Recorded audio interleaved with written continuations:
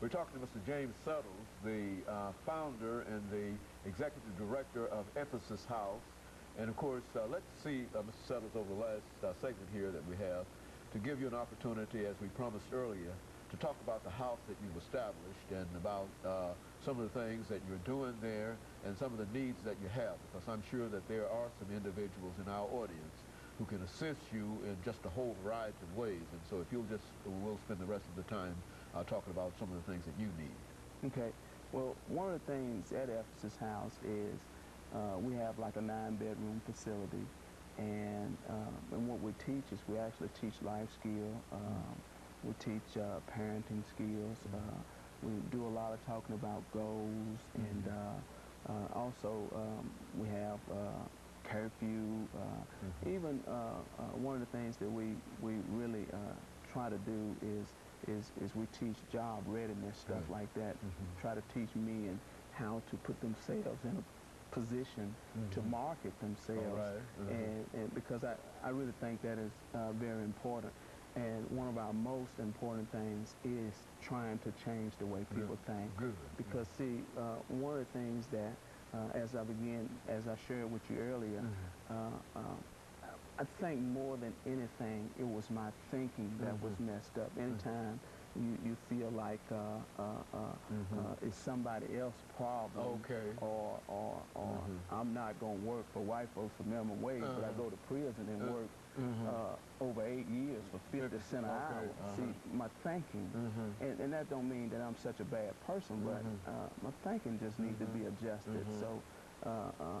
So we try to work with the way that our men think, and we work with that whole piece about being responsible.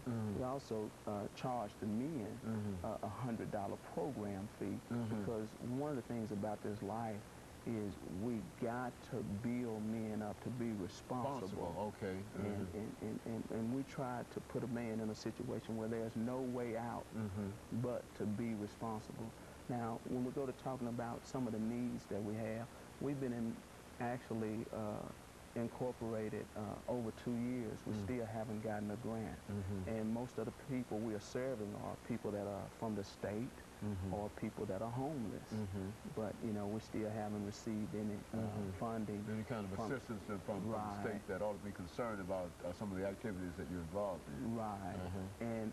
And the need is so great. One of the things that, you know, we have lined up is, you know, like after 30 days, a man can work his way into getting him a vehicle where he got to show proof of license and proof of insurance. All of that is about trying to train and help a human being to be the best he can be. Next door to our building, we're trying to do a training facility if we can come up with the funding for it. And what that training facility will consist of is we will have all of our meetings over there, NAAA meetings. We'll teach our life skill program over there. I know some people that do work in grafting, and I know a man that also works in electrical.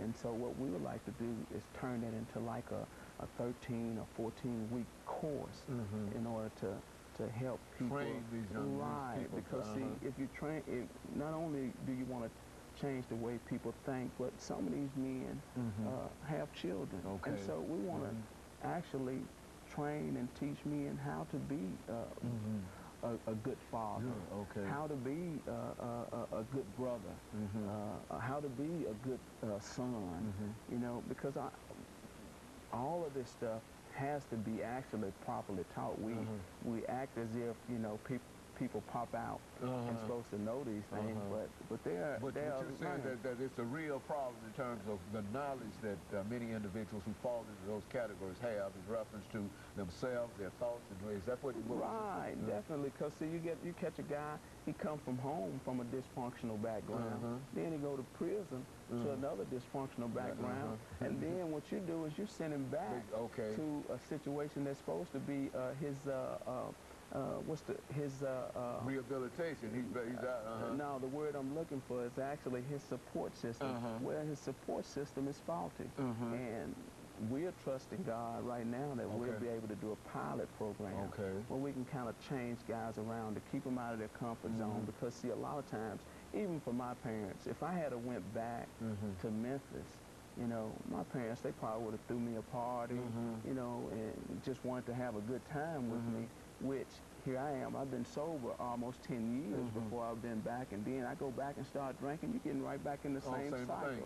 Which I can't call them bad people. They just, that's the only, they trying to show me some love, and that's just the only way they know how to show love. So we can't say that they're bad people. That's just the only way they know how to show love. So if we could get people to partner up with us with the vision that we have, we know that not only can we help with the recidivism rate, you know, because I'm thinking now it's something like right at 50 or 60 people, I mean 60% of people are pretty much returned back.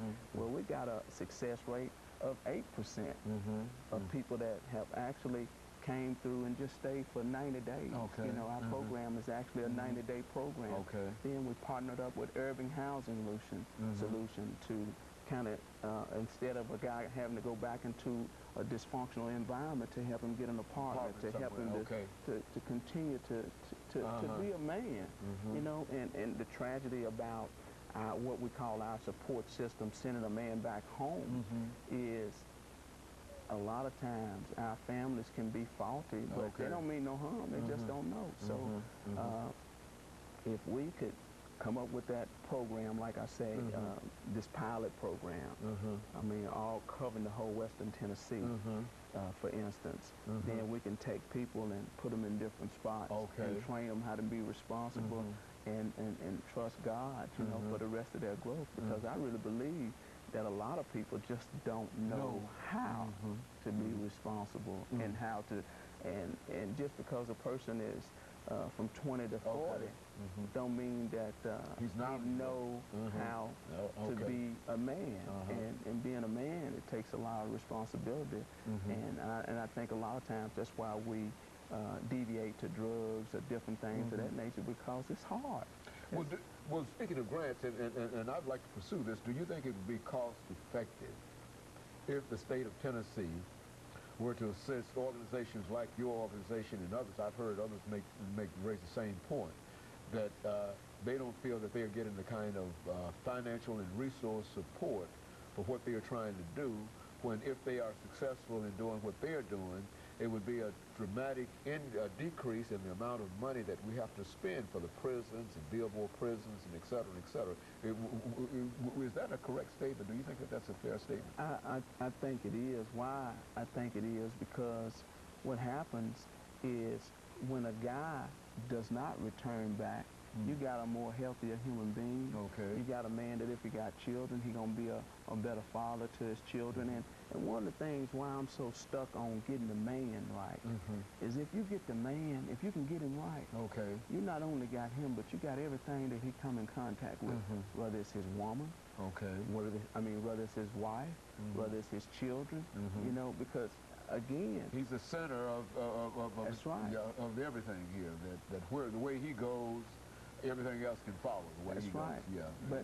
But see, and even in the midst of it, you know, I think the key is you got to have the type of program that's got the proper structure.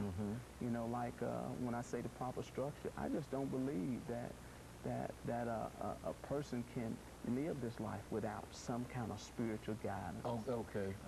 I just don't believe it. Now, I'm not trying to tell a person to be Buddha or Jesus, or but you have to have something. Recognize that there's a God, and that's greater than you.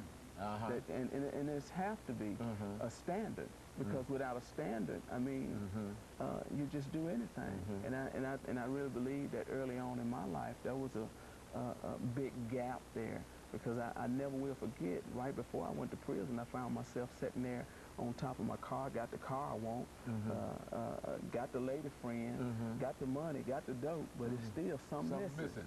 You know, got all the stuff that I thought, the utopia that I thought was going to make me the big man on campus, but you know, yet I'm still empty. So, you know, it took coming into a personal relationship with Jesus, Okay. that's when NA and AA made sense.